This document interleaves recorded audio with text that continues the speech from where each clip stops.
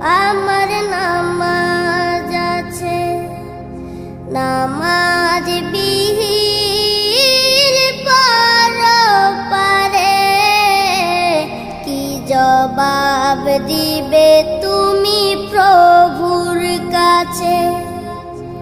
প্রভু